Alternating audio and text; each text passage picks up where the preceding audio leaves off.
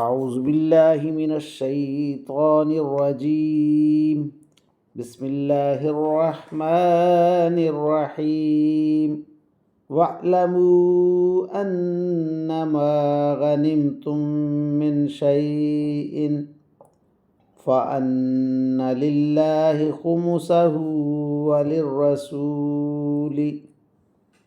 وَلِلرَّسُولِ وَلِذِي الْقُرْبَى وَالْيَتَامَى وَالْمَسَاكِينِ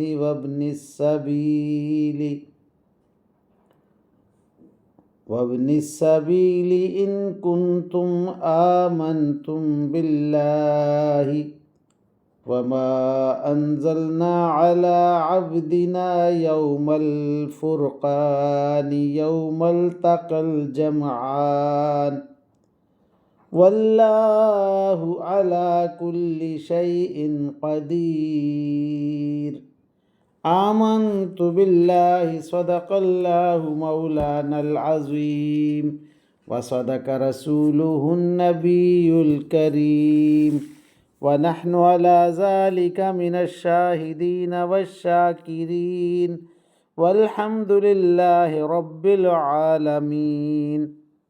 ابھی آپ کے سامنے سورہ الانفال کی آیت نمبر 41 کی تلاوت کی گئی۔ انشاءاللہ کچھ ہی دیر بعد عزت مآب راؤ شاہ نواز صاحب اس آیت کا ترجمہ، تشریح اور تفسیر بیان فرمائیں گے۔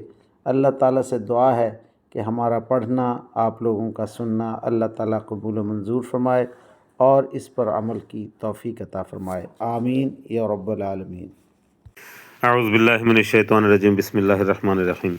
ملتان سے شاہ نواز تمام دوستوں کو السلام علیکم ورحمۃ اللہ وبرکاتہ۔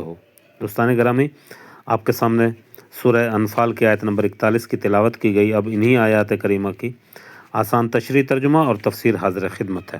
بسم اللہ الرحمن الرحیم۔ اللہ تعالیٰ قرآن پاک میں ارشاد فرما رہا ہے، اور مسلمانوں یہ بات اپنے علم میں لے آؤ کہ تم جو کچھ مال غنیمت حاصل کرو اس کا 5واں حصہ اللہ اور اس کے رسول اور ان کے قرابت داروں اور یتیموں، مساکینوں اور مسافروں کا ہے، جس کی ادائیگی تم پر واجب ہے، اگر تم اللہ پر اور اس چیز پر ایمان رکھتے ہو جو اللہ نے اپنے بندوں پر فیصلے کے دن نازل کی تھی، جس دن وہ 2 جماعتیں باہم ٹکرائی تھیں، اور اللہ ہر چیز پر قادر ہے۔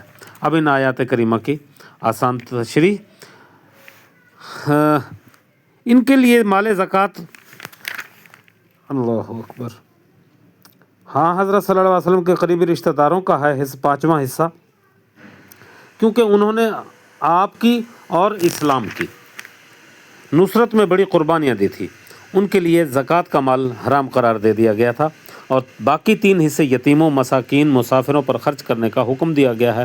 حضور علیہ الصلوۃ والسلام کا 4تھا حصہ تھا، وہ جمہور فقہاء کے نزدیک آپ کی وفات کے بعد ختم ہو گیا۔ آپ کے رشتہ داروں کے حصے کے بارے میں فقہاء کے درمیان کچھ اختلاف ہے۔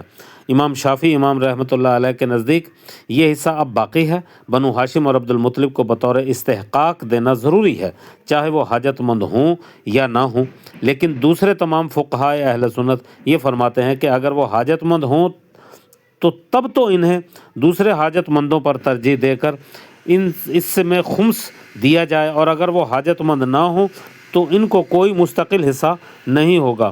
حضرت عمر رضی اللہ تعالیٰ عنہ نے ایک مرتبہ حضرت علی کرم اللہ وجہہ سے خمس میں سے حصہ دیا، تو حضرت علی کرم اللہ وجہہ نے فرمایا اور لینے سے انکار کر دیا کہ اس سال ہمارے خاندان کو ضرورت نہیں ہے۔ چنانچہ حضرت علی سمیت 4 فقہائے راشدین کا یہی عمل رہا ہے۔ بنو ہاشم، عبد المطلب کے حضرات اگر حاجت مند ہوتے تو ان کو خمس میں سے حصہ دینے کے میں دوسروں پر مقدم رکھا جاتا، اور اگر حاجت مند نہ ہوتے تو انہیں نہیں دیتے۔ اس کی ایک وجہ یہ بھی تھی کہ اکثر فقہاء اور مفسرین کے نزدیک اس آیت میں جو 5 مصارف بیان کیے گئے ہیں، ان کا مطلب یہ نہیں کہ ان سب کو ضرور دیا جائے اور سب کو برابر دیا جائے، بلکہ یہ مصرف زکوٰۃ کے 8 مصارف کی طرح ہیں۔ یعنی کہ اگر سربراہ مملکت کو اختیار ہے کہ وہ ضرورت کے مطابق ان مصارف میں سے جس مصرف میں جتنا چاہے اور سمجھے ان میں تقسیم کر دے۔ اس مسئلے کی مکمل تحقیق بندہ نے اپنی صحیح مسلم کی شرح میں بیان فرمائی ہے۔ اب ان آیات کریمہ کی تفسیر۔ ابن کثیر سے عنوان ہوتا ہے مال غنیمت کی تقسیم اور اس کے مستحقین اور اس کے حصے۔ اس آیت میں خمس یعنی 5واں حصہ مال غنیمت میں سے نکال دینا چاہیے، چاہے وہ کم ہو یا زیادہ، گو سوئی یا دھاگا ہی کیوں نہ ہو۔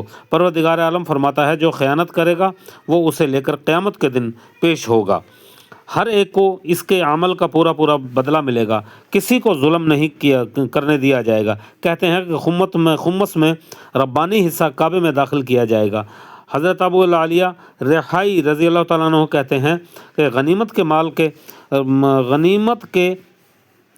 مال کے رسول اللہ صلی اللہ علیہ وسلم نے 5 حصے کیے، 4 تو مجاہدین میں تقسیم کر دیے، 5واں حصے میں سے آپ صلی اللہ علیہ وسلم مٹھی بھر نکال کر کعبۃ اللہ میں دے دیتے اور مسافروں کو دیتے۔ یہاں اللہ تعالیٰ کے نام کا حصہ بطور تبرک کہا جا رہا ہے۔ رسول اللہ صلی اللہ علیہ وسلم کے حصے کے بیان میں گویا وہ شروع ہے۔ ابن عباس رضی اللہ تعالیٰ عنہ بیان فرماتے ہیں کہ جب حضور علیہ الصلوۃ والسلام کوئی لشکر بھیجتے تو مال غنیمت کا مال ملتا تو آپ صلی اللہ علیہ وسلم ان کے 5 حصے کرتے اور پھر 5واں حصہ باقی حصے لے کر ڈال دیتے۔ اللہ اکبر۔ آپ صلی اللہ علیہ وسلم نے یہی آیت تلاوت فرمائی۔ یہ صرف کلام کے شروع میں ہے، زمین و آسمان میں جو کچھ ہے اللہ تعالیٰ ہی کا ہے۔ 5واں حصے میں سے 5واں حصہ رسول اللہ صلی اللہ علیہ وسلم کا ہے۔ بہت سے بزرگوں کا قول یہی ہے، اللہ اور اس کے رسول صلی اللہ علیہ وسلم کا ایک ہی حصہ ہے۔ اس کی تائید بیقی اور سند حدیث میں موجود ہے۔ وآخر دعوانا ان الحمد للہ رب العالمین۔